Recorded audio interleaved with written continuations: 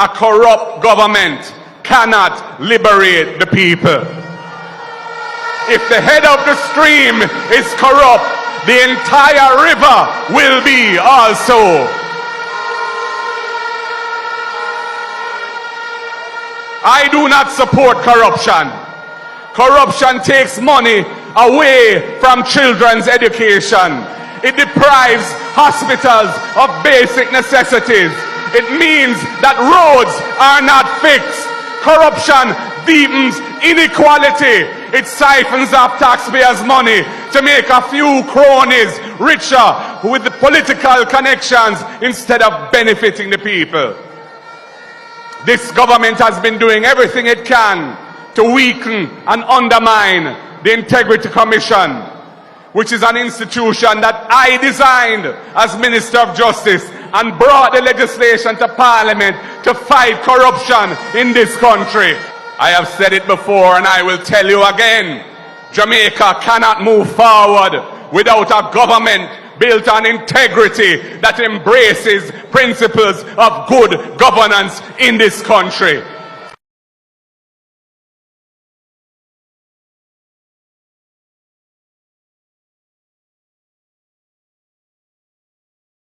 Chad. Miss Kitti and Tommy Lee at it. Those who are in need, if you can, donate something extra special to the cause tonight. Okay, no problem. Yeah, big up now. Like how much? How much you ever do? You good man, how you say man, I do my thing, you know? So you don't count it now? Make a money, muckle. Yeah, so you count it now?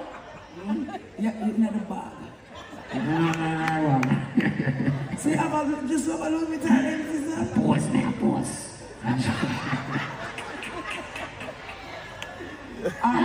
You may ask the money, no, I can't read. You may ask the money. Yeah, man, I don't know why, but money, okay, you know, we need it in Jamaica. Kids, people, them last night home, our people clothes blow away. I first, I see how much somebody have gimmicks and laugh. I say, I'll leave them and have a tree. I know, that's why I'm saying. First, this. But you have your chains though, they're heavy. Yeah. Chains. The diamonds. And I'm just saying, long time I don't chuck off into some money. So I can't sing to you for me. No, you can give me the money first. Money give me the money first. No money, then advice. Last day I faint them. I treat you sing already. No, you have to embarrass me in front of my fans. No, not embarrass somebody you're crazy. I respect you, you're crazy. You feel a feeling and create excitement, man. No, look how your scalp clean. I would never do that. Alright, I want to pick up Mr. Gold Mando. Yeah, man, big up everybody, love you now. To be back to now. Tommy Lee. And he's going to play. Send Alpha. What you say, Alpha Miller? What you say? Bank account, I have my one ready for you. Alright guys, so look at update. So I don't know how I get the money them and stuff. I get the whole of the money them and then something have to wait till money turn over to me and so forth. So we still work on Denise's place, and guys, we really want to see Denise win. Denise is the lady that has the 5 children in the car. We really want to see Denise win. And we want to get her all the materials. I really have a family that want to help her build the house. So I kind of wait for certain things with them because they were trying to import one of those houses for her, but however it's a scam. They might try to scam them. So you see now them a hard time, you know, people when you come out and try to scam people. I soon call on name, because I don't understand how you supposed to, why you not try to scam people in them hard time. I soon call on name, I soon put out on name, because some of no big business and crosses. As you hear, look a foreign accent and already for scamming people, and that's why nobody don't get so can better see can. Because I want to first push you out of business. But anyway, people, we are trying to take a different route and see how fast we can help Denise and how best we can help Denise. So Denise is still homeless, living in the car. Nothing no turn out for her yet, but by the grace of God, Denise is going to live in our house soon or very soon. And the new year now catch Denise in a no car with the pick them, because by the grace of God, things are going to turn out. Alright? So, I just that. And people, they are going to live and take a rough life easy in a better town. Same here, we have a lot of hungry people, we have a lot of homeless people. But what to do, people just not God and know for them they go come when somebody reach out to them and help them same way. But for right now, it's one at a time. We are working on Denise. Denise half to come out of the car with the picking them, and there's a lot of people in a Bethel town asleep in a whole car. Some people where I did not even imagine homeless. When they see me, they say, I don't live nowhere, you know. So people, we have a drive where we have to help them. And if I have a few board, we are going to throw over them head and make them and tell them to go and live. We can do better.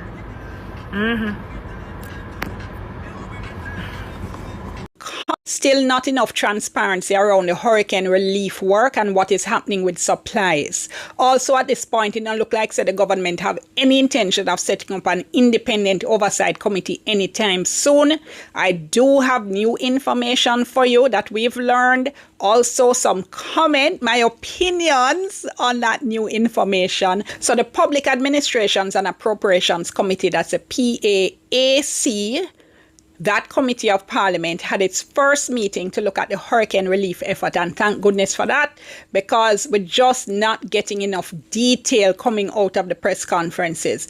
Whole heap of PR and self-congratulation, and people are pat one another on the back, but not a lot of detail. Also, never enough time for questions, right? You always get this bag of long speeches. Everybody make these very long speeches that could be much, much tighter. And when time comes for questions, you hear say, boy, people have to go here, they have to go there, and you can only ask 2 questions or 1 question or bag of foolishness, right? The questions always seem like an afterthought at these press conferences. But you know something, when people appear before parliamentary committees, they have to answer questions though. So let's see what happened there.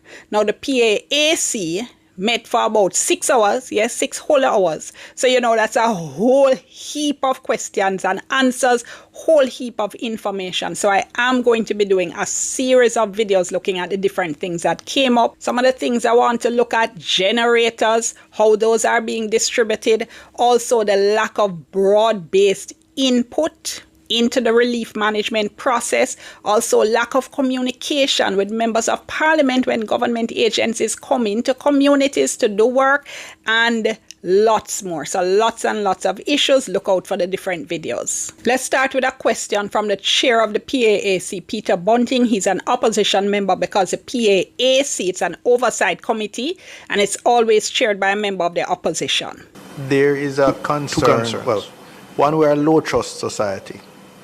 And we've, I guess, relied a lot on, in the first phase, on people who are politicians, not necessarily MPs, but politicians of ministers, junior ministers, councillors, etc. And people seem to have more faith if the distribution was being done by, say, the JDF in some systematic way. And I've heard a lot of concerns that in this particular crisis, the JDF seem to have had a much less visible role anyway. I'm not saying they may not have had a role somewhere, but in terms of seeing them out in the disaster, in the hard-hit areas, and being very visible and being in the vanguard of the immediate relief distribution. The average person just didn't see that. And I have checked with all my colleagues, especially those in the West who were hard hit, and it really took a while for them to get a good JDF presence in their communities. All right, look here. I have huge respect for the Jamaica Defence Force, the JDF, that's our army, right? Huge respect for the engineers, their technical capability, what they can do. Huge, huge respect. But it's because we rate them so much, you know, why me and other people couldn't understand why they weren't on the ground more during that very early stage doing more stuff. Here's what the Director General of the Office of Disaster Preparedness and Emergency Management, ODPEM Commander Alvin Gale, said. He's an army man. Once the blow had ended, JDF teams would have been deployed to get into spaces. I recall that we took almost 48 hours to be able to get into the Black River space, just based purely on the devastation which was around. So it wasn't for want of not being out there on the ground and trying to get into spaces, but just the general conditions on the ground that prevented us from being immediately in all those devastated spaces.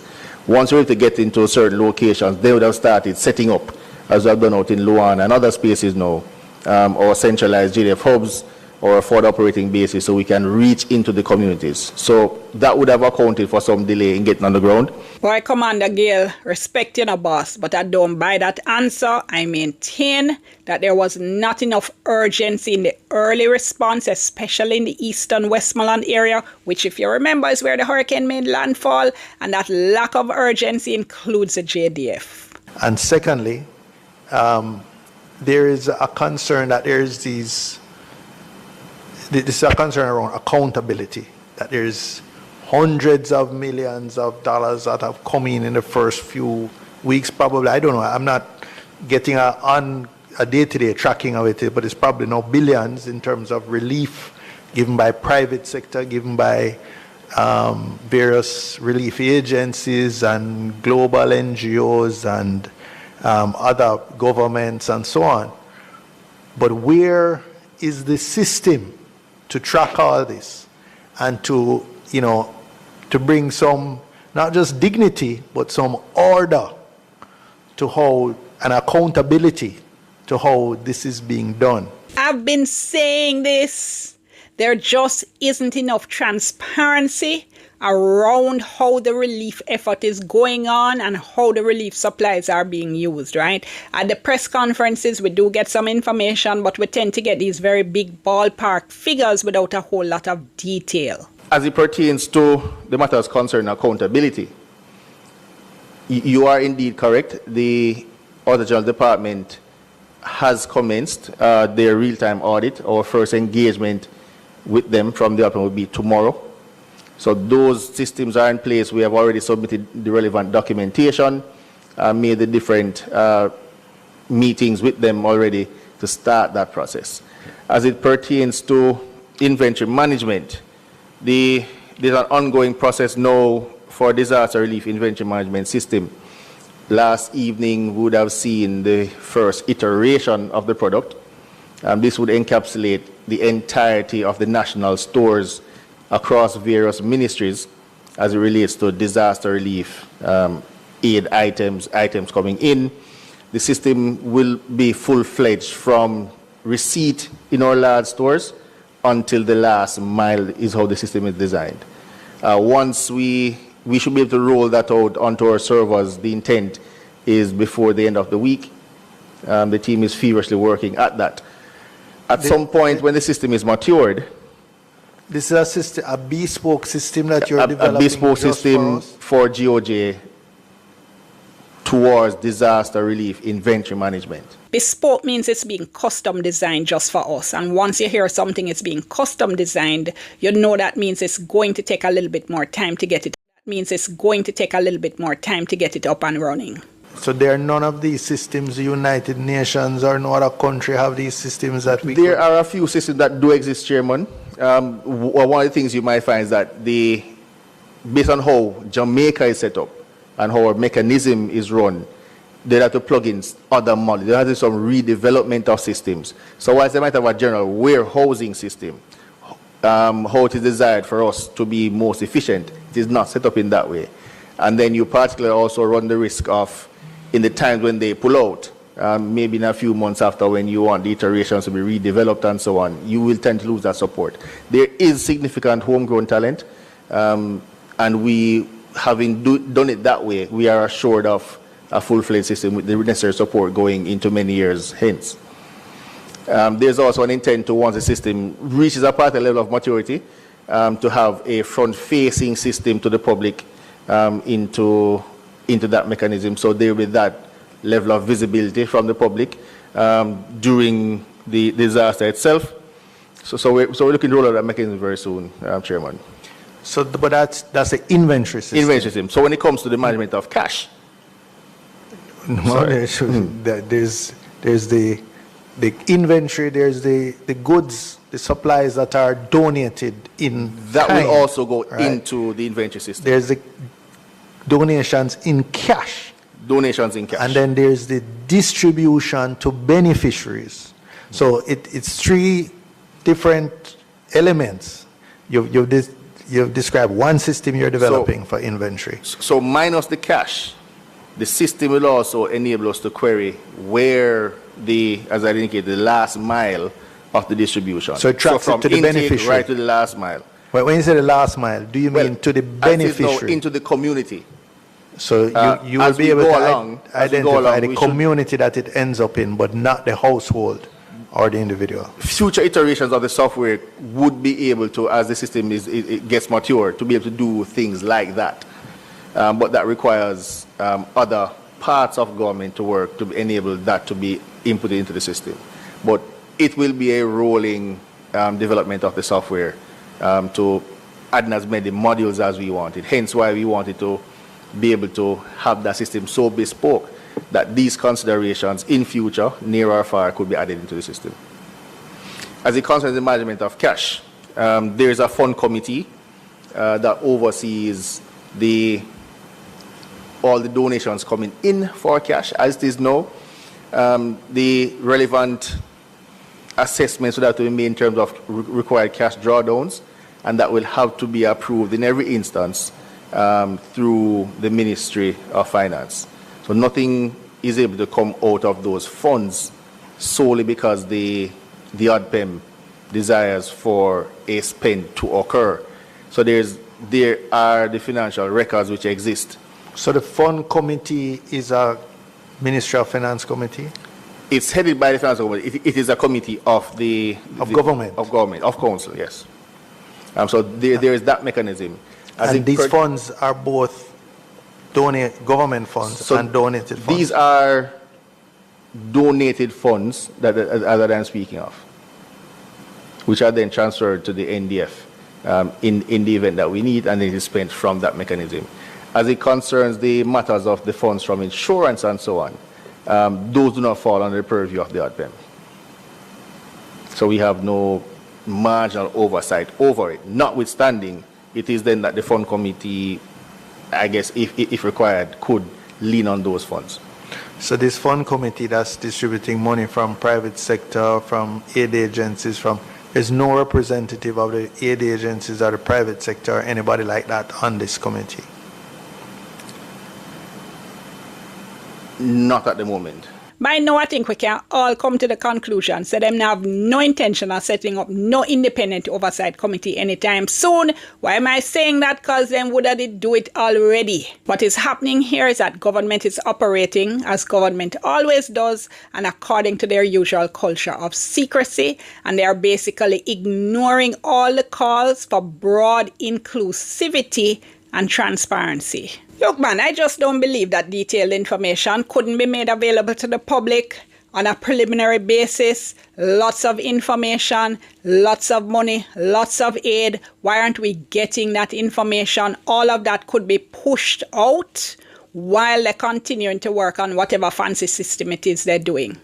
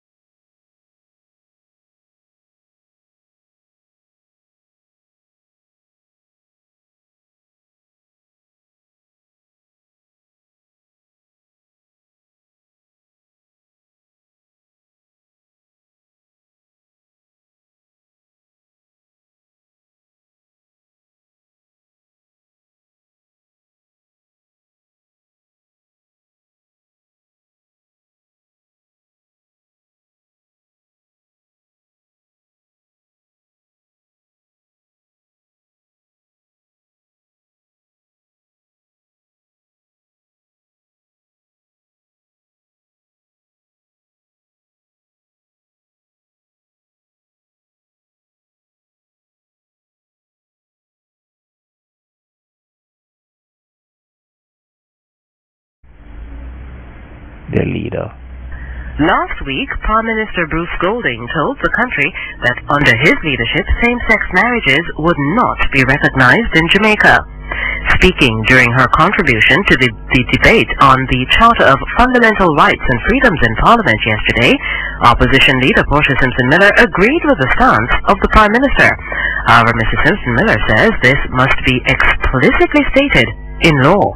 Mr. Speaker, when we accepted the final report of the committee that we were completely satisfied with their recommendation of a provision to restrict marriage and like relationships to one man and one woman within Jamaica, and that the provision should be specifically spelled out so that there could be no ambiguity. Yes, one man, one woman, and if you're Jamaican and you go overseas, the same applies.